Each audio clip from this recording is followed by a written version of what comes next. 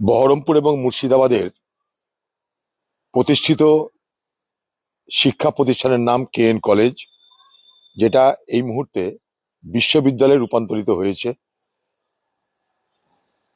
এই সেই বিশ্ববিদ্যালয় যা আগে ছিল কলেজ, যেখানে একটা সময় মাস্টারদা সূর্য সেনদের মতন বিপ্লবীরা পড়াশোনা করতেন।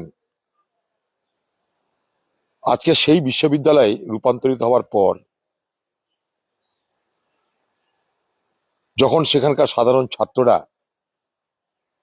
এটাকে স্বীকৃতি দিয়ে আনন্দ প্রকাশ করে, অনেক হয়তো জানেন না যে কৃষ্ণনাথ কলেজ এবং কৃষ্ণনাথ কলেজের সঙ্গে মুর্শিদাবাদের মানুষের একটা আবেগজনিত সম্পর্ক আছে। যখন তৃণমূল সরকার কৃষ্ণনাথ কলেজটাকেই বাদ দিতে চাইছিল, শুধুমাত্র মুর্শিদাবাদ ইউনিভার্সিটি করতে চাইছিল, তখন বহরমপুরের মানুষের একটা দাবি ছিল যে মুর্শিদাবাদও থাক, বহরমপুরের কৃষ্ণনাথের নামও থাক।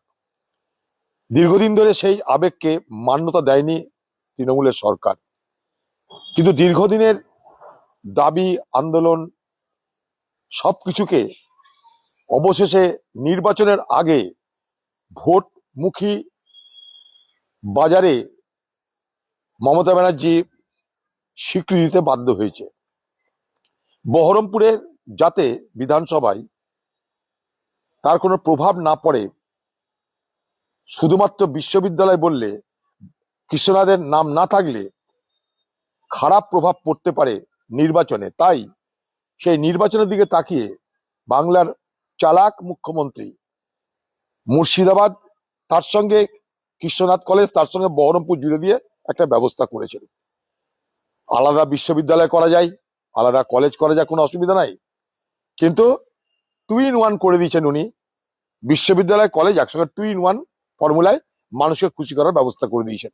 তবুও যেহেতু নামের স্বীকৃতি পাওয়া গেছে কৃষ্ণনাথের, তাই জন্য কৃষ্ণনাথ কলেজের যারা ছাত্র ছাত্রী তারা আনন্দ প্রকাশ করেছিল।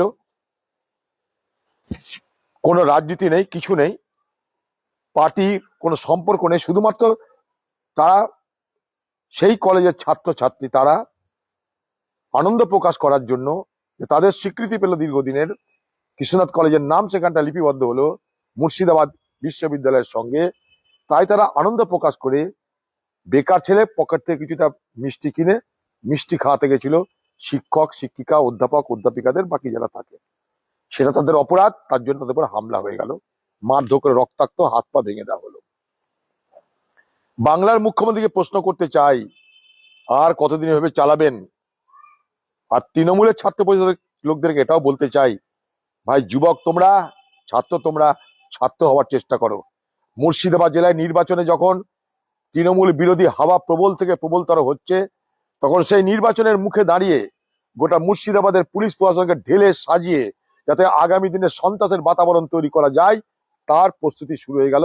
এই প্রস্তুতির প্রথম পদক্ষেপ হচ্ছে কৃষ্ণনাথ কলেজের মধ্যে ছাত্রদের নিরপরাধ একটা নিষ্পাপ ছাত্রদের উপরে এই ধরনের নৃশংস হামলার মধ্যে দিয়ে প্রমাণ করে দিল যে পশ্চিমবঙ্গের মুখ্যমন্ত্রী আগামী দিনে মুর্শিদাবাদ জেলাকে কবজায় রাখার জন্য প্রশাসন এবং দুর্বৃত্তদের তিনি এইভাবেই ব্যবহার করবেন।